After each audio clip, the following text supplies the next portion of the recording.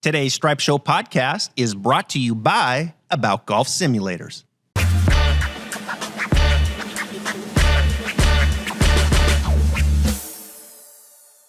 And we're back, Stripe Show podcast, on a Tuesday. Fun one here today. There's no PGA Tour event this week. They're off this week. Few more to go for the regular rest of the fall season, I should say. And then take a few weeks off around the holidays, and then they fire it back up in Hawaii for the 2024 season. And two guys that you're going to be seeing a decent amount in the rookie season on the PGA Tour next year. It's the Coody brothers, Parker and Pierceson, joining me today together. I thank both of you for your time, and congratulations on earning your PGA Tour card. Thanks for having us. No, looking forward to it. Should be fun. We'll see. Yeah, it's been a fun year. It should be a fun year, or should be fun as far as the season, or it should be fun with the podcast here. Maybe a little spearing with your brother. You guys are in two different locations right now. You guys aren't practicing, getting ready for 2024. What's up?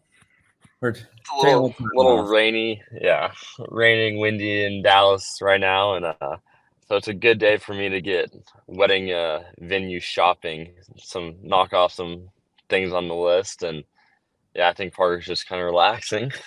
What'd you say? Wedding shopping? Wedding venue shopping. Okay. It's quite the process, but well, if you need any thoughts or advice or counsel on that, let me know. We can talk. We can talk off air about the whole wedding thing and what to expect from there on. Parker, you got any of that in the near future?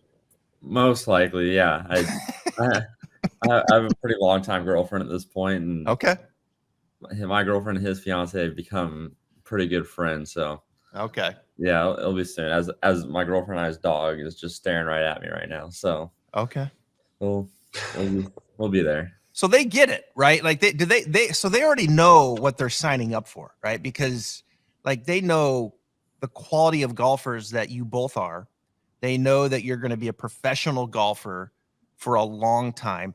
They know that this game is absurdly difficult and the ups and downs of the game. So they know all this, right? They know how it can kind of turn us all a little bit crazy and cuckoo from time to time, right? And they're cool with that. Yeah, I mean, yeah, go for it. When we first started dating, they had no idea. I mean, my girlfriend couldn't tell you anything about golf, and I know Pierson's laughed at him for thinking he could make money playing professional golf. So when we first started going, they both had no idea, but we're both pretty close to 3.5 years into our relationships, and they have a pretty good understanding of kind of how just things go right now and how much time we actually do miss and all of those little things. So, but I mean, they're both great, and they both luckily do understand it and are letting us do this now. Yeah, same thing. She understands all that. Same thing. She kind of walked into this not knowing anything other than he plays golf at Texas, and really funny stories. I think about maybe after a few months of dating, something like that. She had called her dad, and I was like, he's gonna play professional golf. Like, is that even a thing? And he was like, yeah, some guys do it. Like it can work. And she just kind of continued to go with it. And 3.5 years later, she's I guess she's doing really well with it. She said yes to do it for the rest of her life. So we're in a good spot. Well, those 3 Korn Ferry Tour wins, that goes a long ways, right? That kind of helps out the cause a little bit. And it's funny. It's funny. Like, I've got to know quite a few professional golfers over the years, and some of their significant others and this and that. And it's a ride, I mean, you guys are the 0.001% that, actually get to play professional golf and get to play now on the PGA Tour. So, hey, when you find the right one, that's the most important thing. You put the ring on it and off you go, and you live the ups and downs together. I want to get into a lot of things today with you guys, and we have to start with the Texas Rangers, right? I mean, don't we have to start there? Like, I mean, are you guys Rangers fans? Please don't tell me you're Astros fans, please. Love the Rangers. There That you was go. awesome. That was awesome. That was awesome. You know, Gosh. too many Astros fans, and we've been taking it for a long time from them. So, no, last night we were with our buddies, and it was a blast. Yeah. So I'm from Northwest. I'm a Seattle diehard, and to see the Rangers pass us now in the last couple years, and now leapfrog the Astros and get to the World Series is tough to swallow. But we certainly, along with the entire Major League Baseball, all the fans across the country, everybody was happy to see Texas beat Houston. I promise you that. So congratulations. They'll be in the World Series. Game 7 tonight. Phillies and Diamondbacks. They'll take on the winner of that. Now, your family, okay, growing up in Plano, Texas, your dad, so my audience understand, Kyle was a good player. I mean, he played the Asian Tour. He played the Korn Ferry Tour back in the 90s. I mean, he was legitimate. Called mini tour player, right? Didn't play the PGA Tour, but he played a lot of professional golf and made, a lot of checks doing that. Your grandfather, Charles, was a 3-time winner on the PGA Tour, won the 1971 Masters. So playing great golf is part of the Coody family through and through. So anytime I think about that, I just, okay, your grandfather, great player, your dad, great player. Now, both of you, great players. You go back to your youth, coming up, you guys are young phenoms playing. I'm sure your dad is there, has something to say about your swing. Your dad or your grandpa probably looking at your game, and he's got an opinion and something about the swing. Was it all just smooth sailing, or was there I think grandpa and dad are maybe kind of at odds on what I should be doing halfway back or maybe coming down? Parker, I'll start with you. Was there some fun conversations there? There were a few. I mean, luckily when we were younger, our dad just kind of let us get into the game, if that makes sense, naturally. I mean, we just wanted to do what dad did and go to the range. And then down the road when we were 13, 14, got fairly decent. And that's kind of when the odds, if there's a couple times where, my funny thing is my granddad, first time he saw his swing on video, he didn't believe that was a swing. They thought they were pulling a prank on him. So old school, obviously, you're just feeling what you think you're doing. And sometimes we know as golfers, that's just not the case. Mm-hmm. And so when that happened, or I say when that happened, just my dad knows the swing pretty well and watched Pierceson's lessons for 10 plus years now. And so there's sometimes a little miscommunication, I would say, is the best way to describe it, between my dad and granddad. But I mean, they're both our biggest supporters, and I truly wouldn't change any of it. I mean, I think it's obviously all in good nature, and how can Pierceson and I be the best we can. Yeah. But it's been a great balance, I think, to have my granddad's view and my dad's view of someone who made it and was successful in his career. And I mean, my dad would be the first to tell you that he quote unquote failed at his profession. I mean, he'll tell you that, and he just tries to look at it as us not making the same mistakes as he did. But it's been great. So would you say Pierceson granddad is kind of that old school of, obviously they didn't have video, they didn't have 3D, they didn't have track, they didn't have all these things, right? They didn't have these beautiful About Golf simulators and all that. And so it was more like you had to dig it out of the dirt, right? Now, there was a few guys that kind of figured it out. I think you look at like Ben Hogan, some of the more, deep thinkers would work on it, and, they kind of figured a lot of stuff out, right, without being able to measure it. But granddad was more dig it out of the dirt, you feel it. That's the difference, where your dad brought maybe more of that modern, where it's like, hey, let's take a look at it on video. You work with Chris Como. Let's get an idea of what the ball's doing from a data standpoint, or maybe what your body's doing, and how we can find some more efficiency going about it, maybe in more of the technological side of it. Yeah, I mean, for sure, our granddad was very just feel oriented.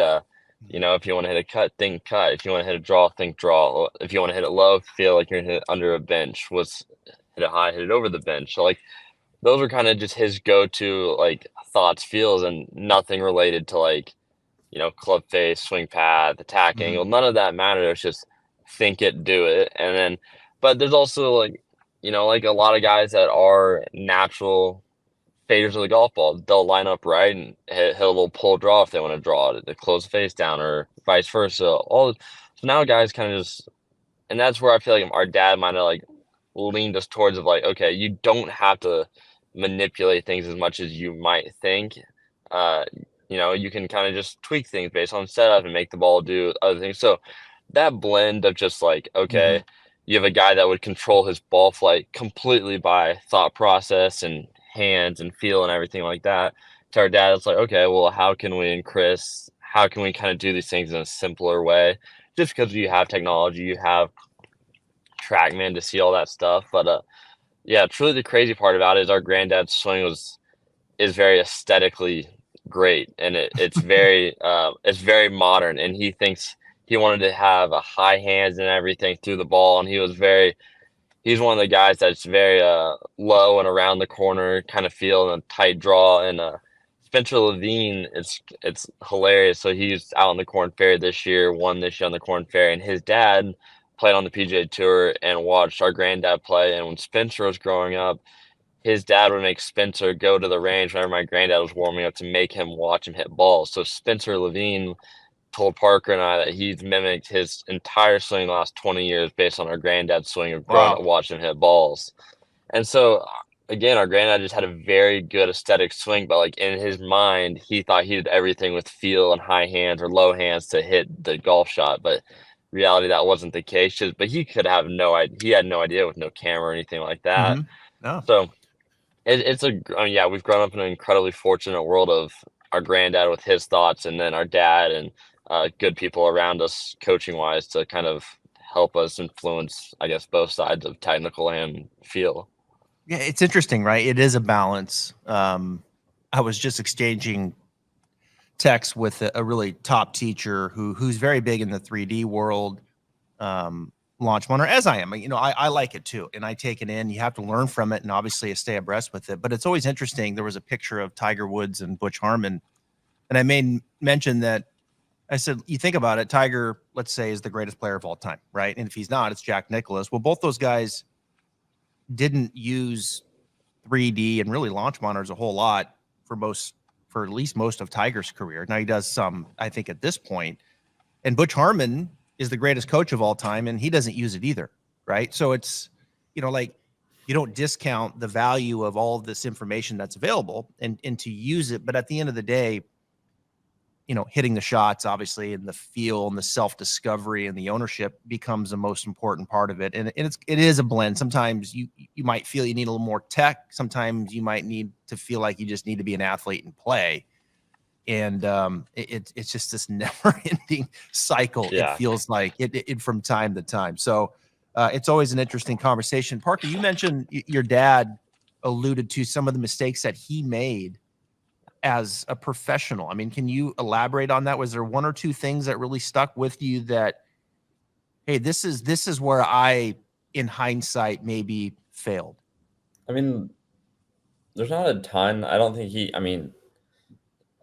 the one that would stick out though is just on the middle side of the game. I mean, I think at times I don't think at times he said he played a little too tentatively or stuff like that. And when I was younger, it's something that I kind of struggled with. Like if I got in the lead or I got around it, I was like, okay, like let's just not make a mistake. Like let's finish here. Or if I can make a birdie, we maybe win. Like little things like that. And I mean, that's one of the things that we talked about, especially in high school golf, kind of just when that age of where it's time to start going and getting it. Like, I mean, really getting it, not just coasting in, coming down the stretch because at the end of the day, I mean, top finishes on tour rewarded so points, all that stuff. I mean, but it's also part of the game to win. Like, I mean, everyone wants to win, and it only happens so often. When you do get in that position, I mean, you're not going to remember the third place you had 3 years ago, but if you win that tournament, I think you'll have a little different feeling about that. So it's just little things but that's probably the biggest one that sticks out. Is just the mental side of the game and not being afraid to go get it. So I got to ask you this. There's a short game debate going on right now. And I don't know if it's a debate or if it's just people are top teachers are bored or what the deal is right now. But, there's this discussion that in a stock green side pitch, right? Let's say you're off a good lie, tight lie, and it's 15 to 25 yards, and you want to get one in there low to medium with the little sauce on it. And on one camp you have, and Joe Mayo is a friend of mine and someone that I really enjoy talking to, and he's really pushed down on the pedal of we need to get steeper on it and use the leading edge more. And that's really what Victor Hovland has learned to do. Like he's moved the low point way up. He's gotten steeper and he's got the leading edge a little more exposed. Although Victor, as you guys are very clever in the way you can get the club head out of the ground, right? So you can get steep, yet get the club head out where the leading edge maybe is minimal. And then you got the other side, which I think is more modern. And you look at like this shallower approach, right? Where the shaft leans not as much, you're not leaning forward as much, and the club's coming in and you're using the bounce a little bit more, those things. And so like friction on the face and spin, there's all these little variables that it's hard to really wrap your mind around in short game shots that happen. So anyway, I think about it with you guys because you're in Texas. And there you got Jordan Spieth, there you got Scotty Scheffler, and those dudes get left and get steep, get the leading edge in, and they're two of the most magical short game players in the game. And then you look on the other side, Max Homa, all that. So stock green side pitch. I'm going to open it up to you first, Pierceson. You getting that leading edge in the ground a little more like some of your Texas boys, or are you a bit shallower? I am our short game coach, Josh Gregory. He would agree wholeheartedly. I get the leading edge in there too much. Okay. Just growing up with grain, growing up with hard pan, or even just kind of some sandy lies, just because there's not consistent grass all the time. Your body just reacts. You just go, all right, I know I'm gonna get ball first. I'm gonna get a ton of spin. I can figure out how to like land it in a proper place to hit a good shot. If I try and do something with different, like I really don't know how I'm gonna perform. So it's kind of, unfortunately, I wish I was more consistent with the soft kind of draw, the little softer ball flight. And it's something I'm definitely working on, but if I'm in a position and I have just a very stock 10 that's 6 paces on and I'm 3 or 4 off the green, unfortunately it's pretty middle of the stance and it's a little more into the ground than I would like, and trying to balance it, but it's just kind of the go-to shot's just a little more into the ground. How about you, Parker?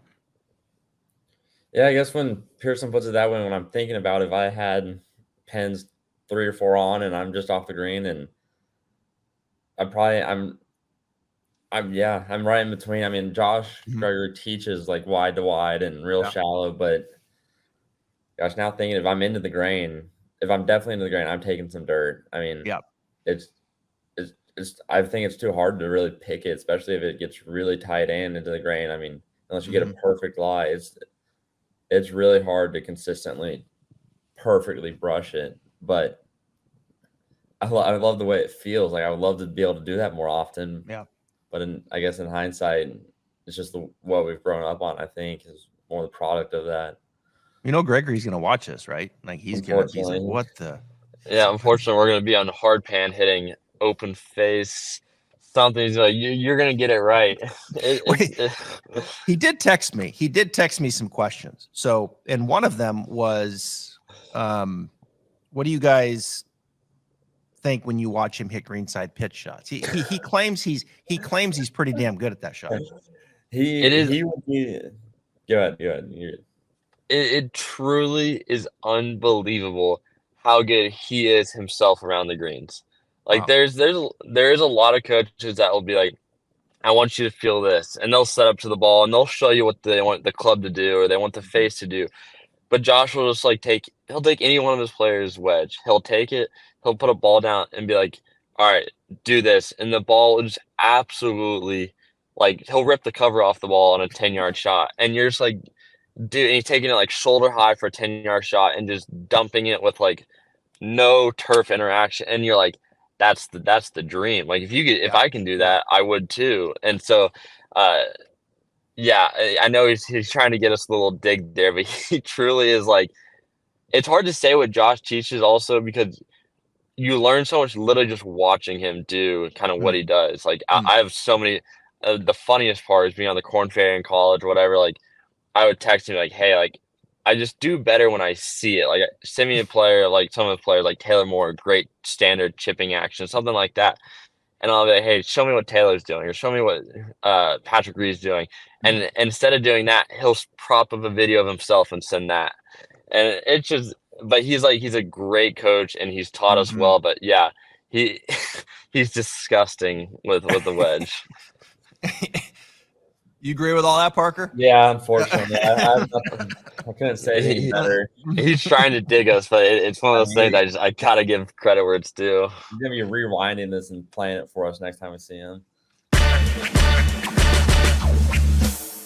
HackMotion is an innovative wrist analysis sensor and app that measures players' wrist and hand movement in the golf swing. With audio feedback and different drill modes, it offers the capability to improve players' wrist mechanics in the golf swing to provide a better club face control and impact position. HackMotion can be used for both full swing and putting to cover all golf shots.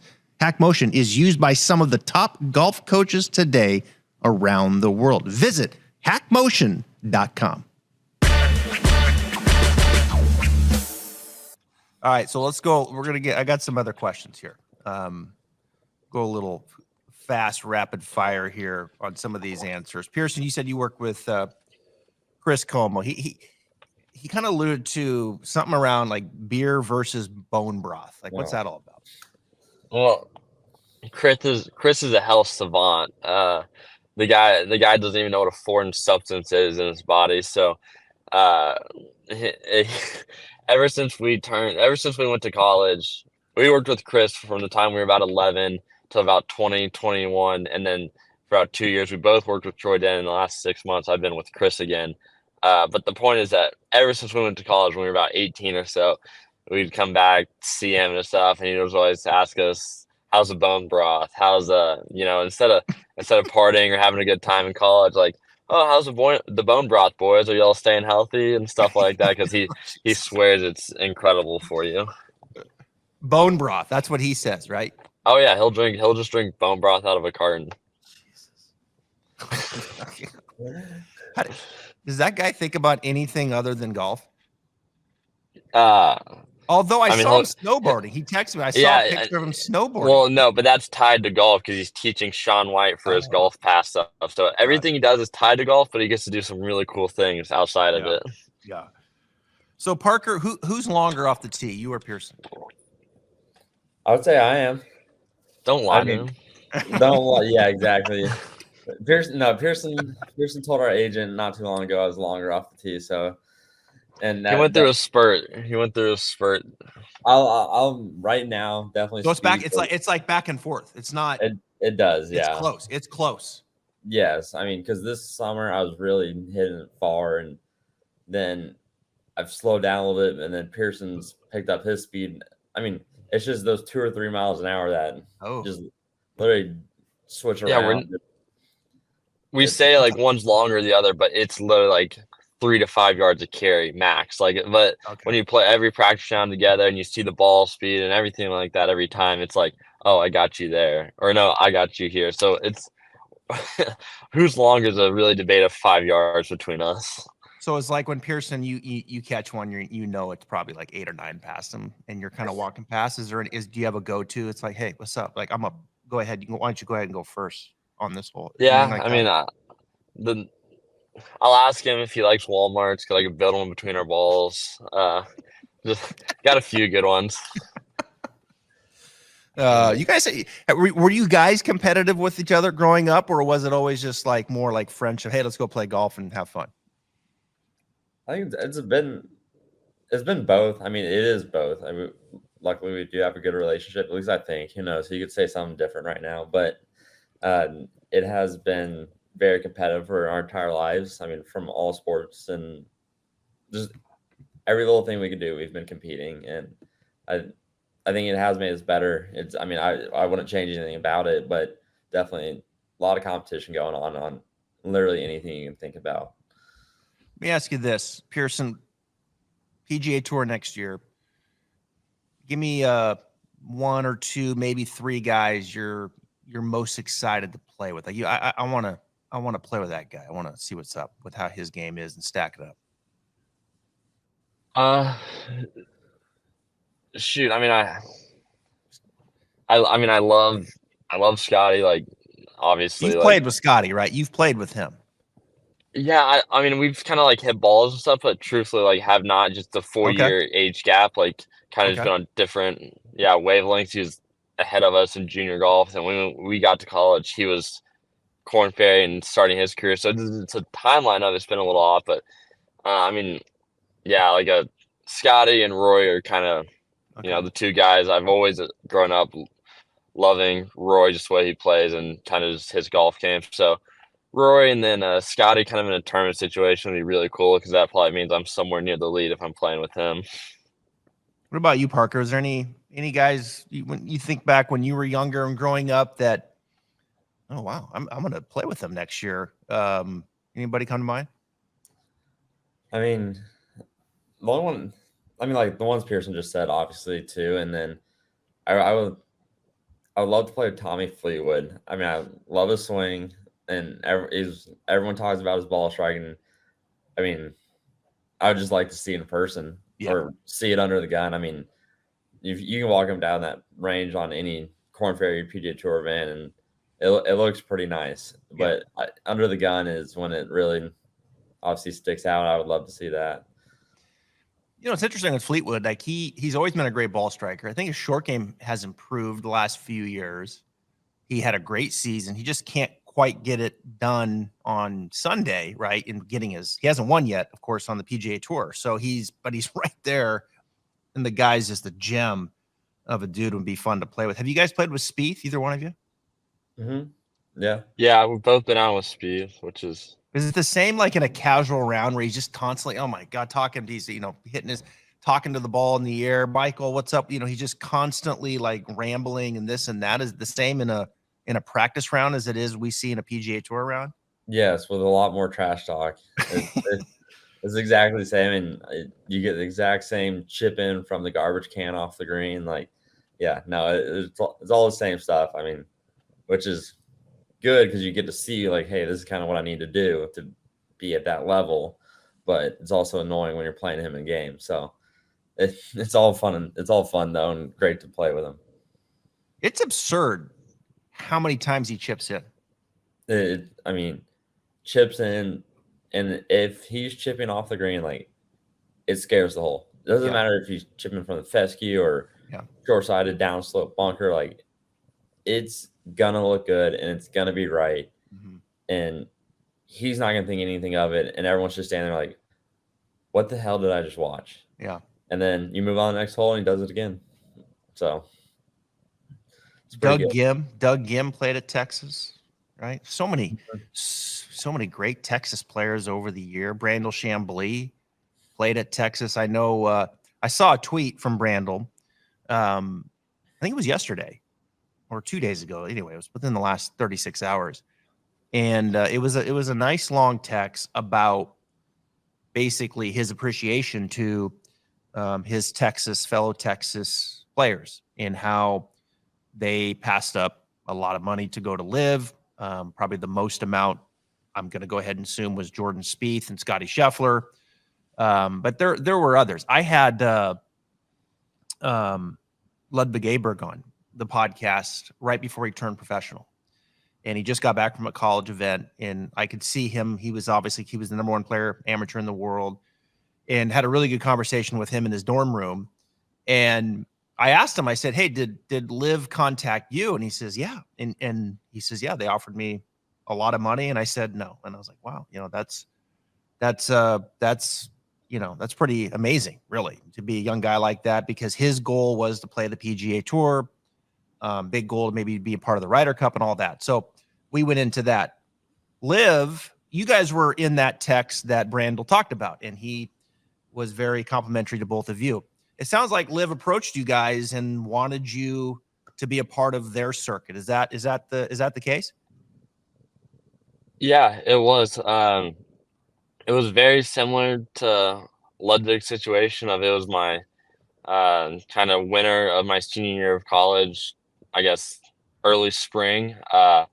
They approached my agent at a tournament and said, "Here it is. Here's a contract, and let us know." And he called me. He's like, "Hey, I'm like obligated to tell you, like, here it is. Like, what do you think?" And as an amateur, I was number one in PGA Tour U. I was gonna get automatic Corn Ferry because when I finished number one, you didn't get a PGA Tour card. So I wasn't quite in Ludwig's position because I wasn't gonna go straight to the PGA Tour. I was gonna go to the Corn Ferry, and I was gonna have to bounce my way out of the Corn Ferry to the PGA Tour. And so LIV was almost more appealing because I didn't have any guaranteed money like that. So it was and yeah, and the deal also like has incentives for Parker to play as well. And it was just kind of it was appealing, but after you kind of let it digest for about 3 or 4 hours, you're like, well, I certainly don't play golf just for money, and I certainly never envisioned myself playing in kind of overseas. I've always wanted to play the PGA Tour. I'm biased. I'm an American. I grew up in Texas. I want to play the 4 or 5 PGA Tour events in Texas. I just that's been the vision of my whole life. Of when I'm 24, 25 years old, I plan to play on the PGA Tour for the next 20 years. That's just always been the goal. And so that once that kind of clarity of the money kind of went away, the decision was very easy. And I just called him back. I was like, "Hey, we're not doing this. Like we're gonna get to the PGA Tour." Is that a conversation you have like with your dad and maybe even grandpa too? Was he brought in and say, "Hey, LIV's approached me," or is that something that you guys like, this is my decision, here it is? It definitely was kind of just my decision. Like my dad obviously called me and was had his couple minutes of what he thought, but at the end of the day, he told me, he's like, "Hey, this is real money. Like this isn't a joke, and you got to make a decision for yourself, because if anyone makes the decision for you, you're gonna regret it." And again, like after about an hour or two, it became very clear that I did not want to be a part of that, and I want to be a part of the PGA Tour, and I'm gonna do everything I can to do that. And if it didn't work out, I could accept that. I couldn't accept going to LIV and not ever fulfilling my dream of being on the PGA Tour. There's just so much uncertainty, right? Like before we came on air, and we kind of moved past LIV now for a second. Because frankly, I'm just tired of talking about it, but I had to ask you. Okay. But but LIV obviously is part of this next conversation, which is that the PGA Tour, there's just so much uncertainty that what's going to happen between those two entities, but also even your guys' playing schedule, right? We're going into November 1st into next season, Parker, and how many starts you guys would potentially get. What does that look like? How they are looking to qualify into certain events, and open versus an invitational, et cetera, et cetera. And there's still a lot of uncertainty, maybe, right, Parker, on like what your schedule would potentially look like next year.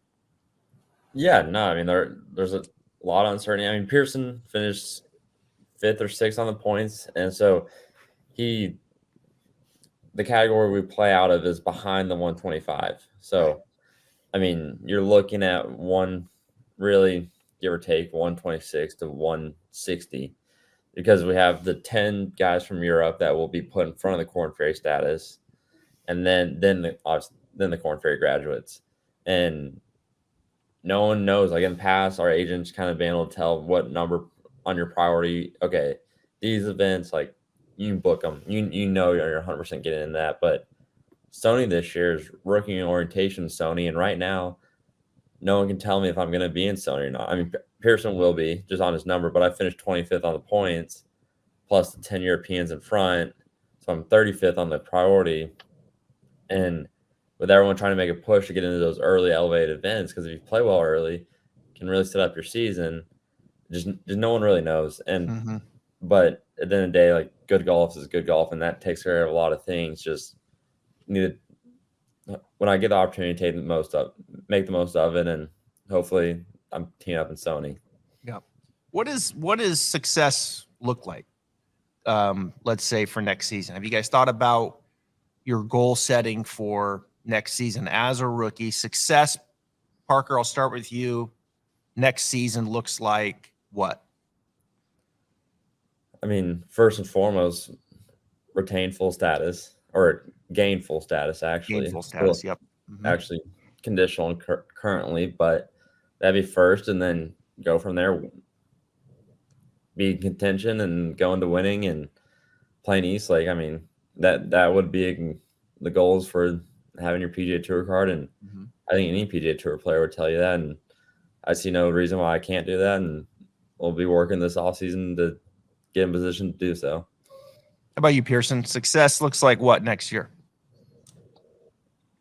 Winning on the PGA Tour. I don't like to do all the small goals. There's one goal every year or every tournament is to win. So I kind of just that's my one goal. That's my focus. And if I'm working to win every event, I'm going to be working really hard and doing the right things. And so a win on the PGA Tour is the goal. All right, let's finish up with this. I can't let you guys go without just a little break. I'm Stripe Show for crying out loud. So let's start here. Pierceson, this is you, right? Yep. Actually, no, wait. We got to start with Parker because Parker's the older one by 34 minutes. Okay, so we got to go. Parker, you work with Troy Denton, right? I do, yes. And so you look at that swing. What comes to mind? You like looking at your swing, or do you like? I look at it way too much, actually. Okay. I mean, first and foremost, I'm a little taller and I'm a little too tall right now. I usually have a little more knee flex, and I'm a little close to it.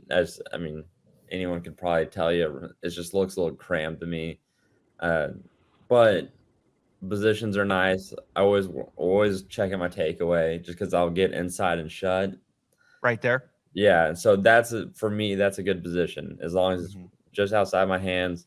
Face can be a little shut or a little close to my spine angle, but all in all, that's a good position for me. I take that every day, and then I like that position at the top. If anything, just fractionally laid off, but then it shallows in a nice spot, and I don't like having any face manipulation. I don't know many guys who do, but I don't like having any face manipulation. Like, that's one of the things Troy and I work on a lot, is getting in a position from where basically hip to hip, it's extremely quiet. It's just body matching and flat, or I say flat, but not a lot of curve, just neutral balls that are synced up with your body, and from there, just let it go. Yeah. It's funny, that first move, right there, you were saying, in getting that kind of organized correctly, right? You know, getting it on plane and face in a good position. It sounds like, okay, if you're good there, then it's probably gonna be pretty good up here. Right. Yeah. I'm a big believer. If you have a solid takeaway, or if it's at least halfway decent, it's hard for a lot of stuff to go on at top. I mean, don't get me wrong, you manipulate in certain ways, but technically, if you set it in a nice position on your takeaway and your body just turns, like chest, stomach, all that stuff turns, I believe it should get in a halfway decent spot, or good enough spot to play some good golf at least. So what's up with Troy? Like, is he kind of a quiet guy? Because like we've exchanged a couple texts, and I love his work. And I'm like, come on, man, you got to come on the pod. Like, every teacher comes on, I need you on the pod. Yeah. He just seems like Troy seems like a pretty humble, quiet guy. And I'm like, dude, I need you on the pod to talk technique with me. What's he like? No, truthfully, Pierceson was laughing at that, because that is exactly how he is. Big personality when you're around him. He'll have love him to death, but yeah, no, he wants nothing to do with the spotlight, or anything. He loves teaching golf. He'll do anything for you, but he's pretty to himself, and he'll have his day at the golf course, and he'll go back to his family and just completely shut it down with them. And that's There's just the nothing way wrong he with likes. that. There's nothing wrong with that. Exactly. And that's I the way I got respect for that for sure. All right, now we got to go here. Your turn, Pierceson. There you are. You work with Chris. A lot of similarities, really, when you look at the swing here. I mean, right there, halfway back, club face at the top looks the same. I mean, you might be a shade more upright, Pierceson, but a lot of similarities for sure. What do you work on with Chris when you see this? Yeah, in this swing in particular, I'm definitely like Parker said, the takeaway. On the golf course, I have a habit of club face getting a little little just inside my hands, and it just puts me in a position to. I am not a cross line. I'm very neutral at the top, but it kind of might tend to work that way. Get a little shut, and then the club shallows too hard, and I kind of just hit a fine push draw. But what Chris and I really are focusing on right now is keeping my hips quiet. I didn't get too much weight going to that back right heel, and it makes the transition just not very clean. So quiet hips, solid takeaway, and then kind of coming down, almost trying to feel like the club. And again, I wish my words were perfect. Chris might not agree with what I'm about to say, but I'm trying to feel like the club is staying between my elbow or between that gap in my arms. Mm-hmm. It's trying to stay in that gap longer and just not shallow below my forearm. So for a lot of guys, that's especially amateur golfers, that's probably not the correct feel that they need. But for me, I can get in a bad place of shallowing the club too hard, and that's fine when I want to hit a draw. But in this video, I'm very much trying to keep it between my forearms and kind of just pinch, a 2 or 3 yard fade out there, and then just kind of fade. Yes, yeah. I mean, pretty much everything will fade, but being kind of growing up a natural drawer of the golf ball, if I'm not doing the constant work to keep that slight fade, it can turn into a little draw. But yeah, I'm always trying to work that, just that compression on all that kind of just through the golf ball. It's good stuff. Well, you both got great swings.